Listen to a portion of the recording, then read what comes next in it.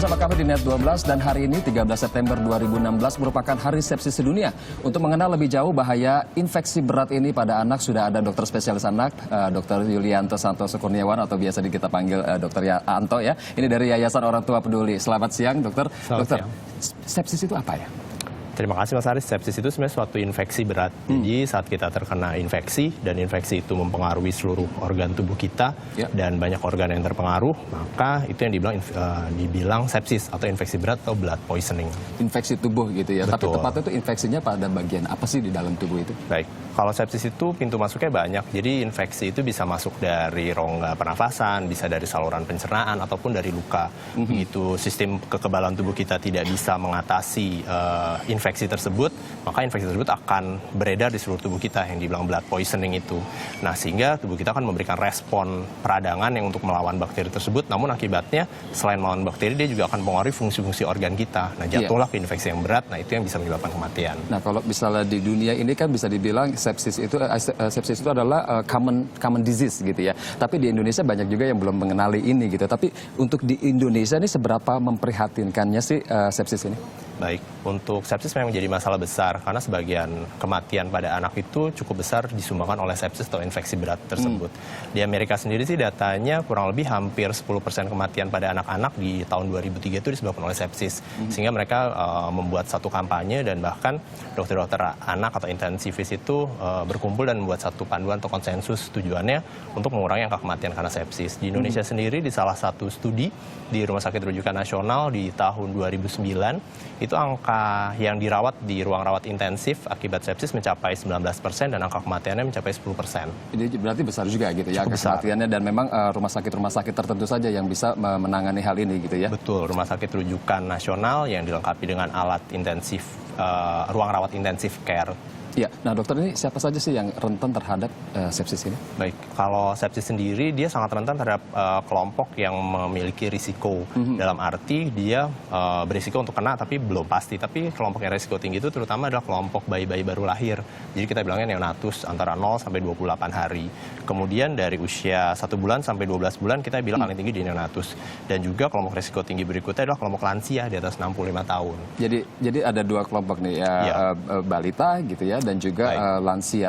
Bagaimana dengan kenapa balita lebih banyak atau lebih besar? Baik, kalau pada anak kan bukan dewasa kecil. Nah, pada anak sendiri sistem kekebalan tubuhnya itu masih terus berkembang. Dikatakan sistem kekebalan tubuh itu akan mencapai fungsi seperti orang dewasa itu sampai periode remaja. Nah, karena itu apalagi pada masa bayi baru lahir di neonatus itu apabila terkena infeksi maka kemampuan tubuhnya untuk melawan infeksinya tentu tidak sehebat orang dewasa sehingga maka kalau dia kena infeksi yang oleh penyebab bakteri yang sama, maka dia akan lebih berisiko untuk jatuh kepada sepsis. Walaupun faktor risiko sepsis tidak hanya dari kelompok usia, tapi juga nutrisi, bagaimana gizinya, gizi buruk atau gizi kurang, bagaimana penyakit penyertanya, apakah dia ada penyakit paru yang berkepanjangan, apakah dia ada penyakit jantung bawaan, atau adakah jangan-jangan dia dengan keganasan. Apabila penyakit itu, maka tentu resiko untuk jatuh kepada keadaan sepsisnya akan jauh lebih besar. Akan lebih besar lagi, berarti kekebalan tubuh dan juga imun ya, yang memang lebih rendah gitu ya. Nah, gejalanya itu sendiri apa sih ini biar kita mungkin juga orang-orang di rumah untuk mengenali gejalanya itu seperti apa? Baik, kalau sepsis secara konsensus agar seragam, dia adalah adanya respon dari tubuh dan adanya infeksi. Nah, kalau respon dari tubuh itu kita bagi jadi 4 kriteria. Adanya demam, jadi dia suhunya di atas 38,5 derajat atau hipotermi atau suhunya dingin di bawah 36 derajat.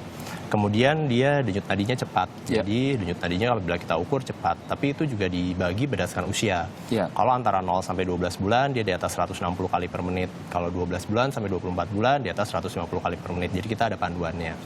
Nafasnya cepat, nafas cepat juga sesuai dengan usianya, antara 0 sampai 1 tahun, 0 sampai 1 bulan 60 kali per menit. Nah, kita lihat kalau dia ada demam atau hipotermi, ada nadi yang cepat, ada nafas yang cepat, dan dari pemeriksaan laboratorium leukositnya di atas 15.000 atau di bawah 5.000, 2 saja dari kriteria itu ditambah adanya infeksi, maka kita akan masukkan ke dalam kategori sepsis. Nah, itu seberapa cepat tuh proses dari gejala-gejala tersebut sampai akhirnya ini bisa dikatakan sepsis dan fatal?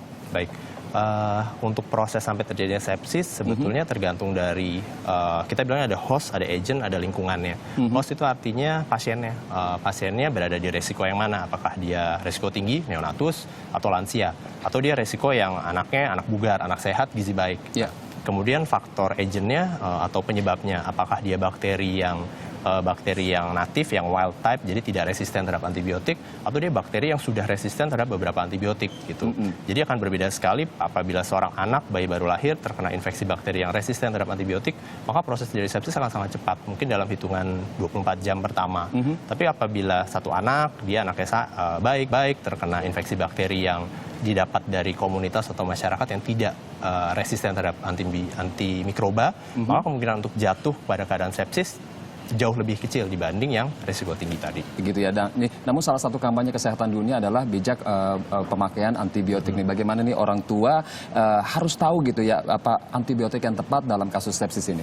Baik, apabila sakit maka kita harus pastikan diagnosisnya dahulu. Ya. Antibiotik hanya dapat diberikan pada infeksi yang disebabkan oleh bakteri. Nah, sebagian besar penyakit harian anak itu penyebabnya virus. Selesma, batuk pilek, influenza, diare akut tanpa darah itu virus. Jadi itu tidak perlu antibiotik. Tapi dalam kasus sepsis, apabila kita melihat ada yang tadi 4 kriteria itu, 2 dari kriterianya termasuk kriteria yang takikardi, nadinya cepat, nafasnya cepat, ada demam atau suhu badannya rendah dan ada leukosit di atas 15.000 dan ada infeksi, maka dia harus dipastikan dilakukan pemeriksaan laboratorium, kultur darah, dipastikan diagnosisnya karena bakteri dan harus dapat antibiotik. Betul. Nah, kalau kita diagnosis sepsis, maka antibiotik harus diberikan dalam waktu 1 jam pertama. Karena angka keselamatannya dalam 1 jam pertama sepsis kita berikan antibiotik itu sampai 80%. Tapi semakin lama penundaan pada diagnosis sepsis yang dapat antibiotik tertunda, maka angka keselamatannya akan menurun. Akan menurun. Nah, dokter, ini bagaimana pencegahan sepsis ini sendiri? Baik, pencegahan sebetulnya yang sudah kita lakukan sehari-hari. Yang pertama adalah pencegahan primer adalah jangan sampai sakit. Kalau jangan sampai sakit, nutrisi harus bagus. Berat badan harus bagus, ASI eksklusif, dilanjutkan sampai 2 tahun, dilanjutkan oleh MPASI yang baik gitu. Kemudian imunisasi harus lengkap. Kenapa? Karena imunisasi mencegah kita untuk terkena penyakit. Kalau kita bisa mencegah, maka itu lebih baik daripada mengobati. Betul, mencegah lebih baik daripada mengobati. Kemudian yang ketiga, perilaku hidup bersih dan sehat, cuci tangan. Cuci tangan itu sekarang jadi kampanye global bahwa kalau kita cuci tangan itu saving lives. Jadi dari pasien, penunggu pasien, sampai tenaga kesehatan, itu wajib cuci tangan. Dan pasien harus meminta dokter untuk cuci tangan sebelum menyentuh dia. Karena itu mengurangi resiko kontaminasi. Benar. Nah, dok, kan banyak sekali nih orang yang misalnya kalau ada anaknya gitu ya, ada gejala-gejala panas, demam tinggi, itu pasti sudah diidentikan dengan mungkin penyakit A, penyakit B gitu. Nah, ini kapan sih waktunya atau tepatnya bisa kita memprediksikan bahwa ini adalah sepsis dan kita harus kirim ke rumah sakit gitu? Baik, panduannya tadi, demam itu penyakit harian anak. Hampir semua anak itu dibilang fever is part of growing up. Jadi semua anak pasti demam deh. Tapi demam apa sih yang bahaya? Kita lihat tanda bahaya. Tanda bahaya itu kurang lebih 1 kesadarannya. Dia sadar apa enggak? Anak itu sadar kalau dia dipanggil nengok, dia tahu orientasi tempat dan waktu, dia kontak mata sama orang tuanya. Yang kedua, dia tidak ada sesak nafas. Tadi sesak nafas berdasarkan kriterianya. Kalau anak umur 1 tahun sampai 5 tahun, dia nafas di atas 40 kali per menit itu sesak. Kalau dia sesak harus langsung bawa. Dia harus fungsi jantungnya harus bagus. Paling mudah fungsi jantung itu adalah dari diuresis atau kencingnya. Kalau dia minumnya banyak, kencing tiap 4 sampai 6 jam, dia pipis dan banyak jumlahnya, maka berarti bagus tuh cairannya. Tapi kalau dia tidak mengeluarkan buang air kecil dalam periode 6 jam atau lebih, maka dia orang tua harus khawatir. Kemudian juga kalau demam sendiri jadi kriteria tambahan. Pada kelompok anak 0 sampai 3 bulan, apabila demam 38 derajat atau 3 sampai 6 bulan 39 derajat dan berlangsung lebih dari 72 jam tanpa sebab yang jelas, maka harus menghubungi dokter. Tapi kalau tidak ada tanda-tanda tersebut, kita bisa observasi. Kenapa? Karena dalam 72 jam pertama, sebagian besar infeksi itu virus. Asal anaknya kontaknya bagus, tidak ada sesak, kencingnya banyak, minumnya mau, makannya banyak. Betul, artinya penanganan secara cepat atau dini itu sangat dibutuhkan. Betul. Gitu. Dan pengetahuan bagi orang tuanya juga diperlukan. Ya. Nah, dokter, pasti banyak ini orang-orang di rumah gitu ya, penonton juga yang ingin tahu kira-kira apa sih begitu mengenai sepsis ini, ingin belajar lagi lebih jauh. Ada ini nggak, ada tempat atau wadah untuk mereka bertanya kepada dokter secara langsung mungkin? Baik. Bisa dibagikan. Kalau untuk sepsis secara langsung sebetulnya di worldsepsis.org itu dia sudah memberikan satu website di mana kita bisa mengakses bahan-bahan tentang sepsis, fact sheet-nya dan juga media promosinya. Karena sepsis sudah jadi masalah global. Tapi kalau untuk di Indonesia sendiri, kami dari Yayasan Orang Tua Peduli memiliki program untuk smart use of antibiotics. Jadi kami mempromosikan bagaimana bijak menggunakan antibiotik, bahwa antibiotik hanya diberikan pada infeksi karena bakteri, tidak pada virus gitu. Bisa bergabung di komunitas Milih Sehat di sehat@yahoogroups.com atau di website kami di milihsehat.web.id. Itu dia, milihsehat@yahoogroups.com, bisa langsung tanya-tanya ke dokter. Dokter Anto, terima kasih atas informasinya. Sampai kita ketemu lagi ya. Baik.